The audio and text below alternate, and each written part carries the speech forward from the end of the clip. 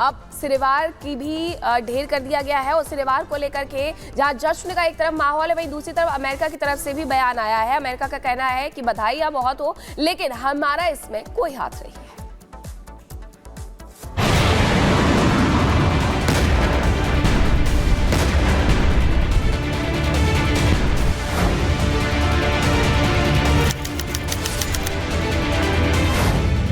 सिनेवार का अंत, युद्ध विराम या रण प्रचंड?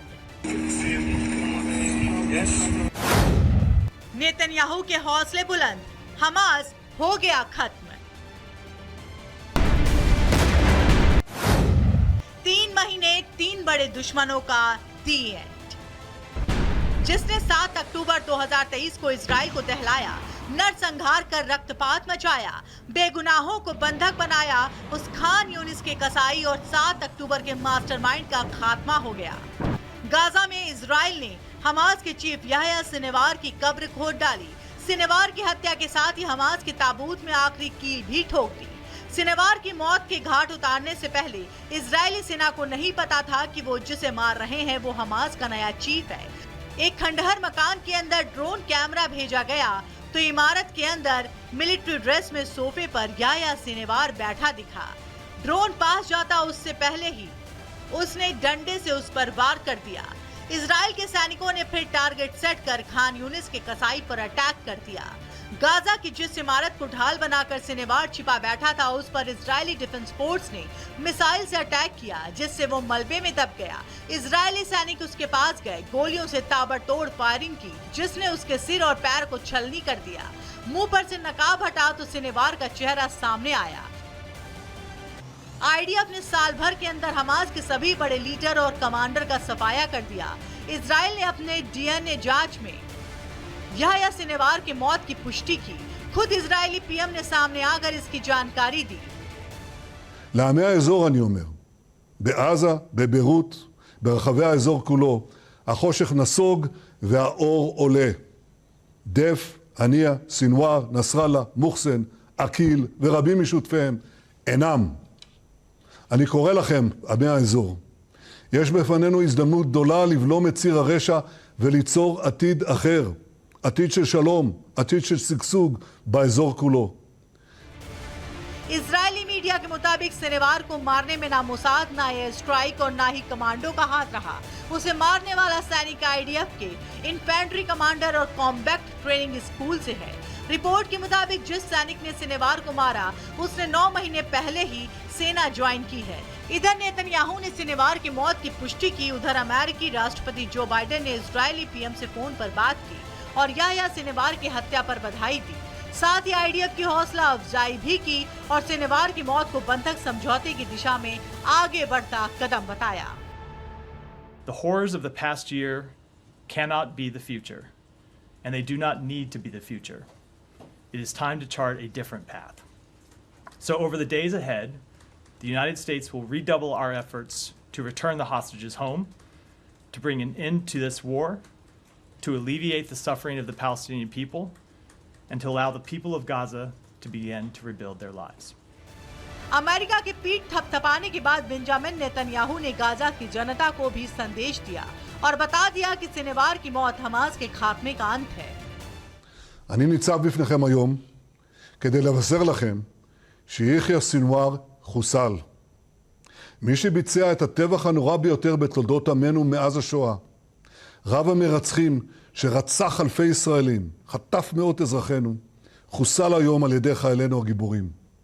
והיום, כפי שהתחייבנו לעשות, באנו איתו חשבון. אנחנו נמשיך בכל הכוח עד להשבתם הביתה של כל יקיריכם שהם יקירנו.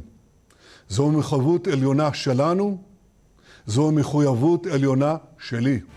सिनेवार के अंत के साथ ही जहां नेतन्याहू हमास के खत्म होने का दावा कर रहे हैं, तो वहीं बंधकों की रिहाई के लिए लड़ाई जारी रखने की बात भी कह रहे हैं। Bureau report, Republic Bharat. तो देखिए मिडिल ईस्ट में लगातार भीषण महायुद्ध जारी है और इस बीच देखिए आईडीएफ की स्ट्राइक के बाद सिनवार भी ढेर कर दिया गया। और अब आपको ग्राफिक्स के माध्यम से बता देते हैं कि सिनवार की मौत के बाद क्या क्या बरामद हुआ है। सबसे पहले राइफल बरामद किया गया है। इसके अलावा आपको यह भी बता दें कि मैगजीन भी यहां पर सिनवार की मौत के बाद बरामद की गई है। इसके साथ साथ पासपोर्ट्स भी बरामद किए गए हैं। तो ये ग्राफिक्स के माध्यम से आपको दिखा रहे हैं। नकदी कई यहाँ पर देखिए चीजें बरामद की गई है जिसमें नकदी भी शामिल है, कैश भी है और माउथ फ्रेशनर तक बरामद किया गया है सिनवार की मौत के बाद। तो देखिए स्ट्राइक की गई और आईडी कार्ड भी यहाँ पर बरामद की गई है। अब ये आईडी कार्ड्स की भी पड़ताल हो रही है। सिगरेट्स, देखिए सिगरेट्स यानी कि यहाँ पर जो लोग थे वो सिगरेट्स भी पी रहे थे, वो सिगरेट्स का सेवन कर रहे थे। लाइटर भी बरामद किया गया है, यानी कि सिनवार की मौत के बाद, सिनवार को जब ढेर किया गया, ये तमाम चीज जो है वो यहाँ पर बरामद की गई है। घड़ी भी मिली है। इसके अलावा आपको बता दें कि सिनवार की मौत के बाद बरामदगी क्या कुछ हुआ है ये भी हम आपको ग्राफिक्स के माध्यम से बता रहे हैं। घड़ी बरामद की गई है, सिगरेट बरामद की गई है, लाइटर बरामद की गई है। इसके साथ साथ आपको बता दें कि तमाम वो चीज कैश तक बरामद कर दी गई है। तो देखिए सिनवार ढेर हो चुका है, इसकी पुष्टि खुद नेतन्याहू ने की है। और लगातार जिस तरीके से ईरान को यह बताया जा रहा है कि एक और बड़ा ये घातक जो है घाव मिला है। इसके साथ साथ और आपको बता दें कि हमास का जो टॉप कमांडर था, टॉप लीडर था याह्या सिनवार, इसके ढेर होने के बाद यह बरामदगी हुई है। तो यहाँ सिनवार को ढेर कर दिया गया है और उसके बाद इजराइल की राजधानी तेल अवीव में किस तरीके से जश्न का माहौल है वो तस्वीरें आपको दिखा देते हैं। देखिए सड़कों पर लोग रात को निकल करके, गाड़ियों में निकल करके डांस करते हुए नजर आ रहे हैं और उनकी जो खुशी है वो जाहिर कर रहे हैं, क्योंकि इजराइल ने ये कसम खाई है कि हमास को वो मिटाकर ही दम लेगा। पहले हमास के चीफ को, इस्माइल हानिया को मार गिराया और अब एक बार फिर से यहाँ सिनवार को यहाँ पर स्ट्राइक की गई, उसे मार दिया गया है। इजरायली सैनिकों ने ये धमाकेदार जश्न मनाया। उसके बाद जैसे ही ये बड़ी जीत उनके हाथ में लगती है, यहाँ सिनवार की मौत को लेकर के किस तरीके से यहाँ पर फायर करके जो सैनिक आईडीएफ के वो यहाँ पर जश्न मनाते हुए नजर आते हैं, वो भी आप देख सकते हैं। ये तस्वीरें और देखिए, एक जश्न था जो कि 7 अक्टूबर 2023 को हो रहा था। उसी जश्न में हमास ने किस तरीके से सेंध लगा करके वहां कई लोगों को कत्लेआम किया था और आज ऐसा ही एक और जश्न मनाया गया है। यहाँ सिनवार के मारे जाने के बाद खुश मोरक्को का परिवार, ये तस्वीरें देखिए कि फैमिली जो है वो पूरी तरीके से खुश होकर के किस तरीके से जश्न मनाते हुए नजर आ रही है। ये जश्न इसलिए हो रहा है क्योंकि इसके बाद ये माना जा रहा है कि हमास का खात्मा पूरी तरीके से हो चुका है। यानी अब हमास में कोई भी टॉप लीडर नहीं बचा है जो कि आगे आने वाले वक्त में हमास को चला सके। कौन था यहाँ सिनवार, अब ये समझिए। इस्माइल हानिया की मौत के बाद हमास का चीफ बना था। अब इस तरीके से दोनों चीफ मर चुके हैं। माना यह जा रहा है कि हमास खत्म हो गया है। इजराइल में 7 अक्टूबर के हमले का मास्टरमाइंड यहाँ सिनवार को बताया जा रहा था और उसे ढूंढा भी जा रहा था। हमास के इस हमले में 1500 लोगों की जान चली गई थी और वही हमास के शुरुआती सदस्यों में से एक था ये याह्या सिनवार, जिसकी अब मौत हो गई है। फिलिस्तीनी संगठन हमास साल 1987 में बना था, जिसके बाद उसका चीफ इस्माइल हानिया, फिर अब याह्या सिनवार। आतंकी संगठन हमास की सुरक्षा शाखा का इसे कमांडर उस दौरान बनाया गया था। हमास से इजरायली जासूसों को बाहर निकालने का काम ये प्रमुखता से करता था। 1980 के दशक की अगर हम बात करें तो आखिर में इजराइल ने गिरफ्तार किया था। सिनवार ने अपने 12 संदिग्ध सहयोगियों की हत्या कर दी थी। अपने सहयोगी के साथ ये कृत्य उसने किया। सिनवार को खान यूनिस का कसाई बोला जाता था। तो ये पूरा जो सच है यहाँ सिनवार का, वो आपको बताया कि किस तरीके से 1980 के दशक से उसने अपना पूरा रौद्र रूप दिखाना शुरू किया, लेकिन अब अंत हो चुका है।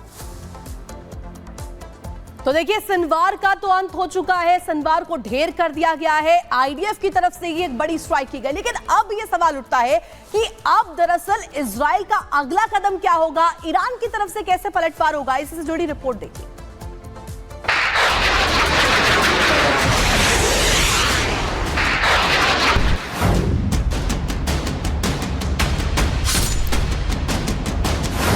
मोहम्मद दाइफ, इस्माइल हानिया, हसन नसरल्ला और याह्या सिनवार, ये हमास और हिज़्ब के वो टॉप लीडर हैं जिनको एक एक कर इजराइल ने जहन्नुम पहुंचा दिया, एक एक कर खात्मा कर दिया और ले लिया 7 अक्टूबर 2023 का बदला।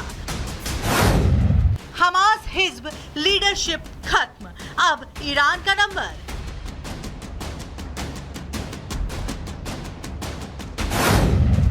नेतन्याहू के हौसले बुलंद, अब ईरान पर करेंगे आक्रमण।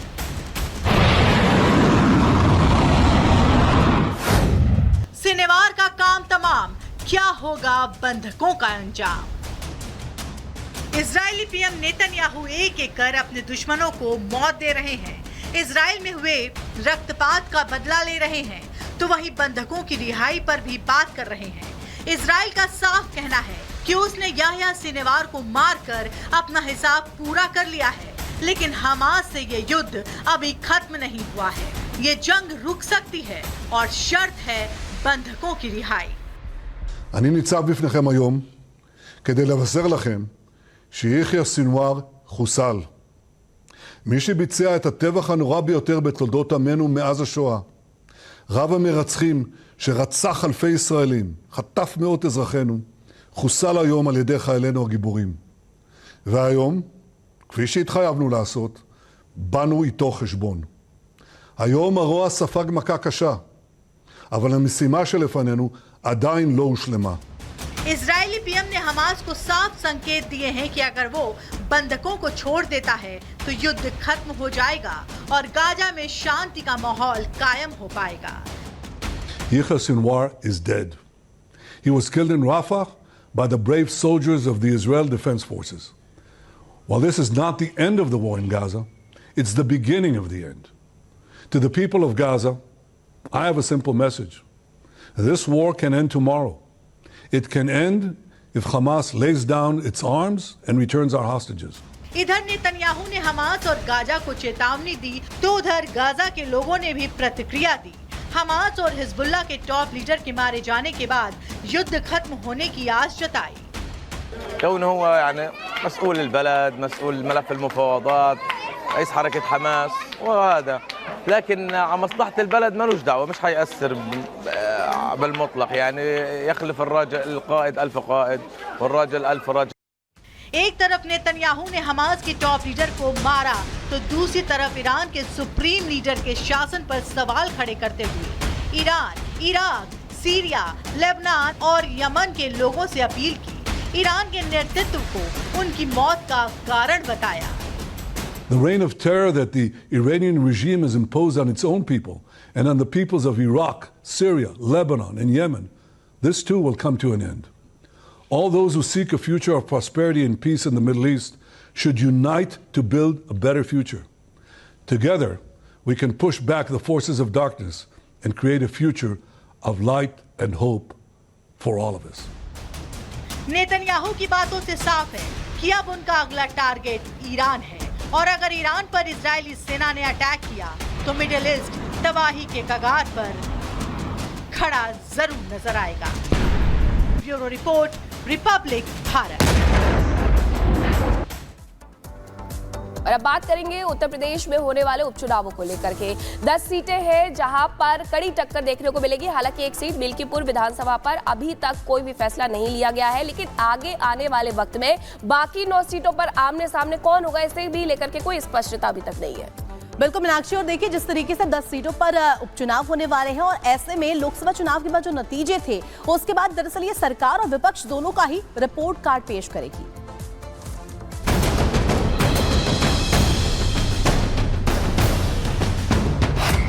यूपी में 9 सीटों का उपचुनाव,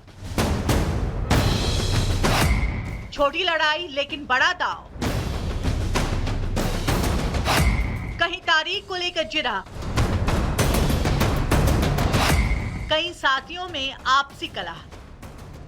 13 नवंबर को यूपी में 9 सीटों पर उपचुनाव है। यूपी की 9 सीटों का ये उपचुनाव पार्टियों के बीच कोई आम मुकाबला नहीं है, बल्कि इन 9 सीटों का चुनाव देश की सबसे बड़ी विधानसभा का मूड भी तय करेगा। और यही वजह है कि इन 9 सीटों के उपचुनाव के लिए पार्टियां अपनी मेहनत में कोई कमी नहीं रखना चाहती।